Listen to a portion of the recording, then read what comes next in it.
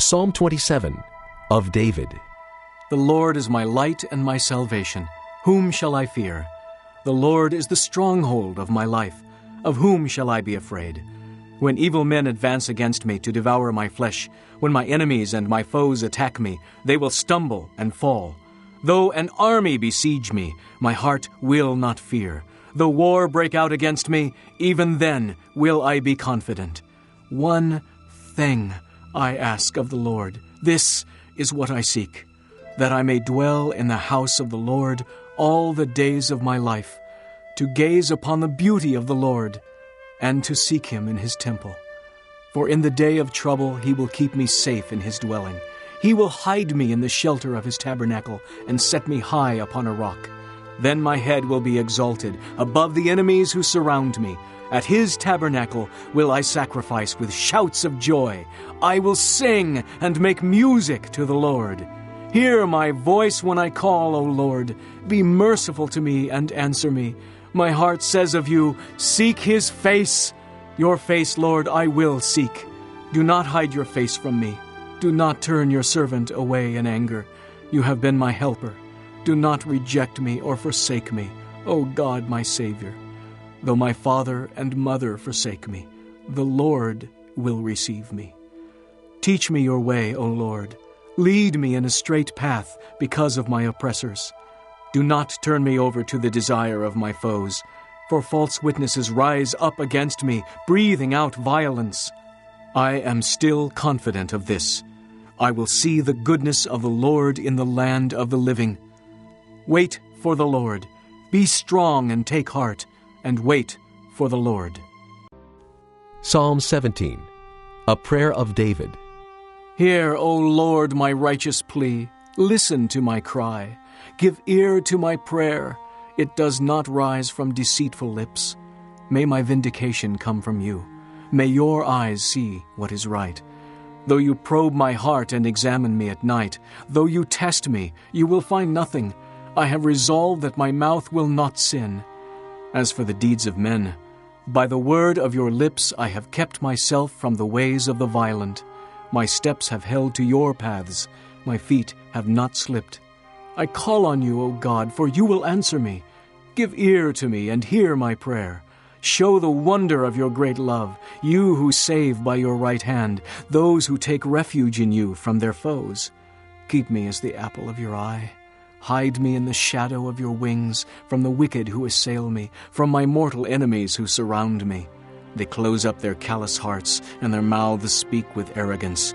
They have tracked me down. They now surround me, with eyes alert to throw me to the ground. They are like a lion hungry for prey, like a great lion crouching in cover. Rise up, O Lord, confront them, bring them down. Rescue me from the wicked by your sword. O Lord, by your hand save me from such men, from men of this world whose reward is in this life. You still the hunger of those you cherish. Their sons have plenty, and they store up wealth for their children. And I, in righteousness, I will see your face. When I awake, I will be satisfied with seeing your likeness. Psalm 35 of David. Contend, O Lord, with those who contend with me. Fight against those who fight against me. Take up shield and buckler. Arise and come to my aid. Brandish spear and javelin against those who pursue me. Say to my soul, I am your salvation. May those who seek my life be disgraced and put to shame. May those who plot my ruin be turned back in dismay. May they be like chaff before the wind, with the angel of the Lord driving them away. May their path be dark and slippery, with the angel of the Lord pursuing them. Since they hid their net for me without cause, and without cause dug a pit for me, may ruin overtake them by surprise. May the net they hid entangle them. May they fall into the pit, to their ruin. Then my soul will rejoice in the Lord and delight in his salvation. My whole being will exclaim, Who is like you, O Lord? You rescue the poor from those too strong for them, the poor and needy from those who rob them. Ruthless witnesses come forward. They question me on things I know nothing about. They repay me evil for good and leave my soul forlorn. Yet When they were ill, I put on sackcloth and humbled myself with fasting. When my prayers returned to me unanswered, I went about mourning as though for my friend or brother. I bowed my head in grief as though weeping for my mother. But when I stumbled, they gathered in glee. Attackers gathered against me when I was unaware. They slandered me without ceasing. Like the ungodly, they maliciously mocked. They gnashed their teeth at me. O Lord, how long will you look on? Rescue my life from their ravages, my precious life from these lions. I will give you thanks in the great assembly. Among throngs of people I will praise you. Let not those gloat over me who are my enemies without cause. Let not those who hate me without reason maliciously wink the eye. They do not speak peaceably, but devise false accusations against those who live quietly in the land. They gape at me and say, Aha, aha, with our own eyes we have seen it. O Lord, you have seen this. Be not silent. Do not be far from me, O Lord. Awake and rise to my defense. Contend for me, my God and Lord. Vindicate me in your righteousness, O Lord, my God. Do not let them gloat over me. Do not let them think, Aha, just what we wanted, or say, We have swallowed him up. May all who gloat over my distress be put to shame and confusion. May all who exalt themselves over me be clothed with shame and disgrace. May those who delight in my vindication shout for joy and gladness. May they always say, The Lord be exalted, who delights in the well-being of his servant. My tongue will speak of your righteousness and of your praises all day long. Psalm 54. For the director of music, with stringed instruments, a maskil of David, when the Ziphites had gone to Saul and said, Is not David hiding among us? Save me, O God, by your name. Vindicate me by your might. Hear my prayer, O God. Listen to the words of my mouth. Strangers are attacking me.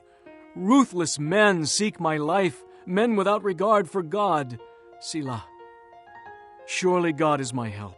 The Lord is the one who sustains me. Let evil recoil on those who slander me. In your faithfulness destroy them.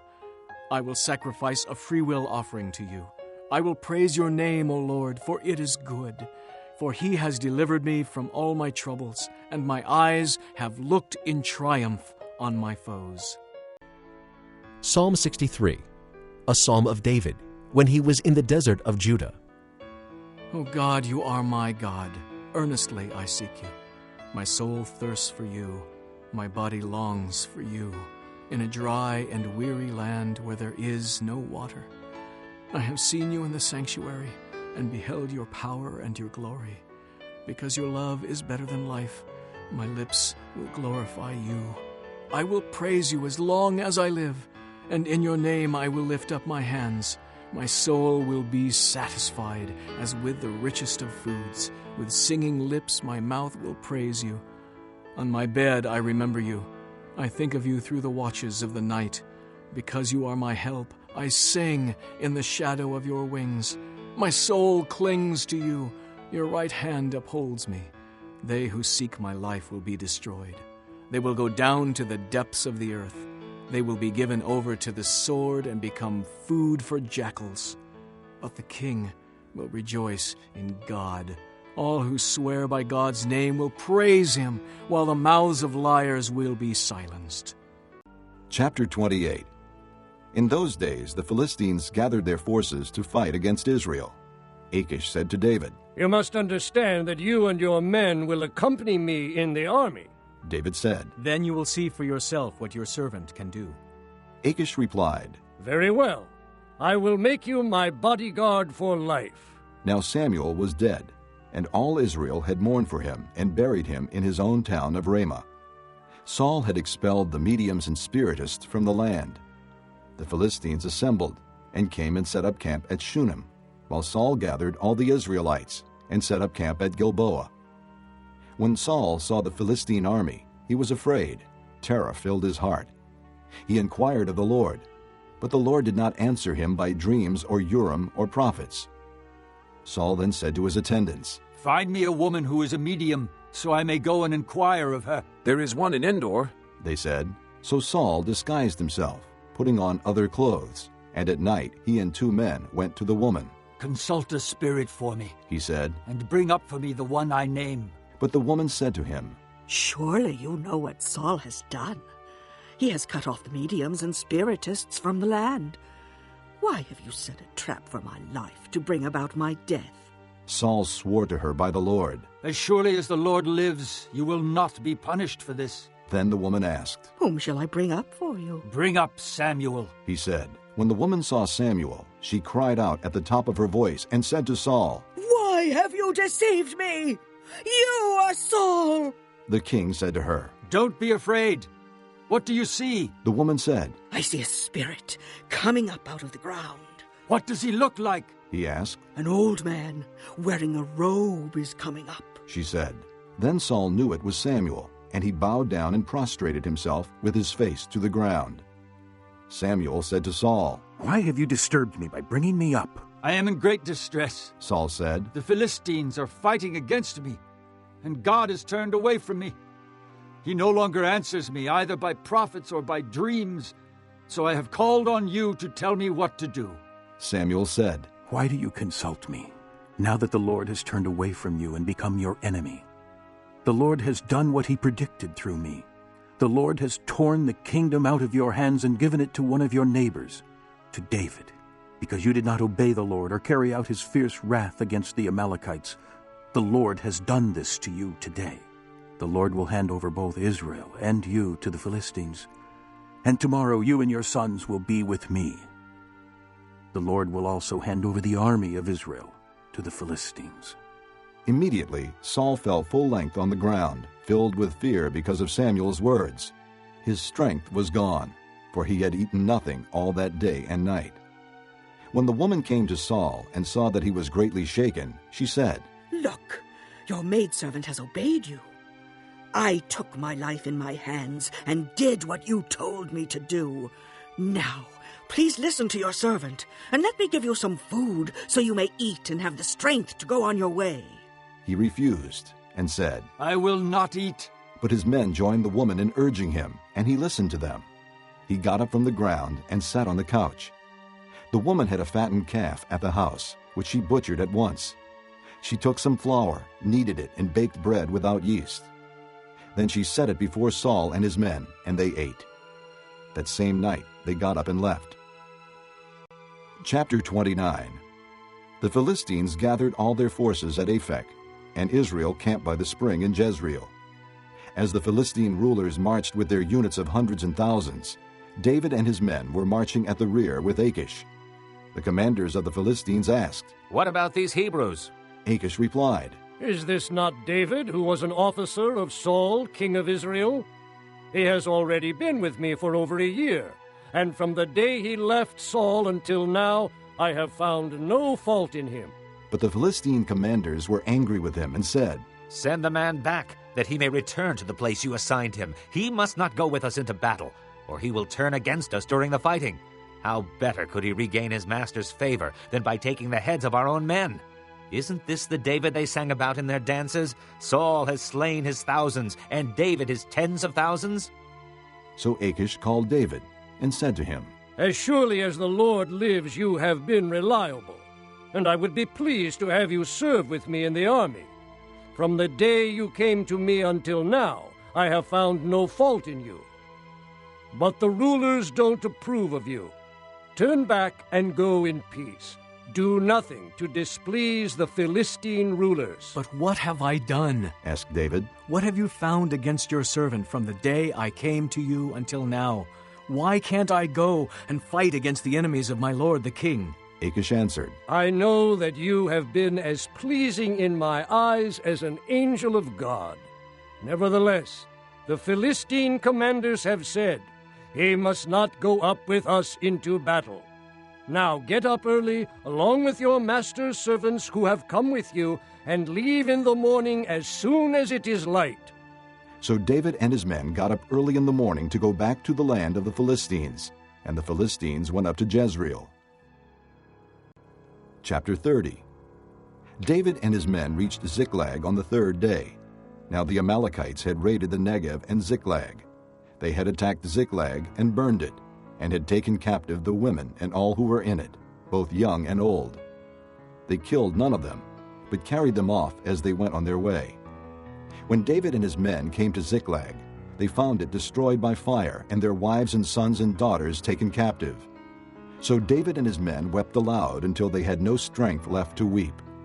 David's 2 wives had been captured, Ahinoam of Jezreel, and Abigail, the widow of Nabal of Carmel. David was greatly distressed because the men were talking of stoning him. Each one was bitter in spirit because of his sons and daughters. But David found strength in the Lord his God. Then David said to Abiathar the priest, the son of Ahimelech, "Bring me the ephod." Abiathar brought it to him, and David inquired of the Lord, "Shall I pursue this raiding party? Will I overtake them?" "Pursue them," he answered. "You will certainly overtake them and succeed in the rescue." David and the 600 men with him came to the Besor ravine, where some stayed behind, for 200 men were too exhausted to cross the ravine. But David and 400 men continued the pursuit. They found an Egyptian in a field and brought him to David. They gave him water to drink and food to eat, part of a cake of pressed figs and 2 cakes of raisins. He ate and was revived, for he had not eaten any food or drunk any water for 3 days and 3 nights. David asked him, "To whom do you belong, and where do you come from?" He said, "I am an Egyptian, the slave of an Amalekite. My master abandoned me when I became ill 3 days ago. We raided the Negev of the Kerethites and the territory belonging to Judah and the Negev of Caleb. And we burned Ziklag." David asked him, "Can you lead me down to this raiding party?" He answered, "Swear to me before God that you will not kill me or hand me over to my master, and I will take you down to them." He led David down, and there they were, scattered over the countryside, eating, drinking, and reveling because of the great amount of plunder they had taken from the land of the Philistines and from Judah. David fought them from dusk until the evening of the next day, and none of them got away, except 400 young men who rode off on camels and fled. David recovered everything the Amalekites had taken, including his 2 wives. Nothing was missing, young or old, boy or girl, plunder or anything else they had taken. David brought everything back. He took all the flocks and herds, and his men drove them ahead of the other livestock, saying, "This is David's plunder." Then David came to the 200 men who had been too exhausted to follow him, and who were left behind at the Besor ravine. They came out to meet David and the people with him. As David and his men approached, he greeted them. But all the evil men and troublemakers among David's followers said, "Because they did not go out with us, we will not share with them the plunder we recovered. However, each man may take his wife and children and go." David replied, "No, my brothers, you must not do that with what the Lord has given us. He has protected us and handed over to us the forces that came against us. Who will listen to what you say? The share of the man who stayed with the supplies is to be the same as that of him who went down to the battle. All will share alike." David made this a statute and ordinance for Israel from that day to this. When David arrived in Ziklag, he sent some of the plunder to the elders of Judah, who were his friends, saying, "Here is a present for you from the plunder of the Lord's enemies." He sent it to those who were in Bethel, Ramoth Negev, and Jadar, to those in Aroer, Ziphmoth, Eshtemoa, and Rachel, to those in the towns of the Jerahmeelites and the Kenites, to those in Hormah, Bor-Ashan, Athak, and Hebron, and to those in all the other places where David and his men had roamed.